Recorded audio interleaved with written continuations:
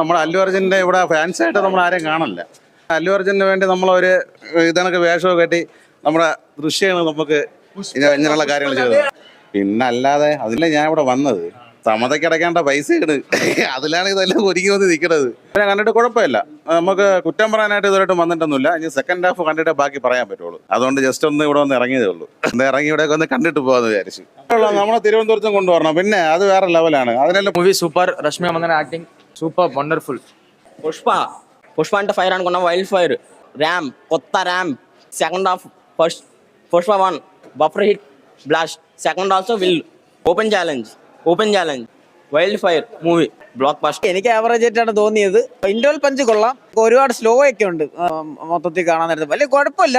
അല്ലു അർജുനെക്കാട്ടും കുറച്ച് മുന്തി നല്ല രീതിയിൽ നിൽക്കുന്ന ഫഹദ് ഫാസിലിന്റെ വേറെ ഒരു വെറൈറ്റി ലെവൽ ആക്ടിംഗ് ഉണ്ട്, ഒരു രസം ഉണ്ടത്. അത് ഇന്റർവെല്ലിലോട്ട് എത്താൻ നേരത്തെ ഫഹദ് ഫാസിലിന്റെ നൈസ് ആയിട്ടുണ്ട് ആക്ടിങ്. പ്രതീക്ഷ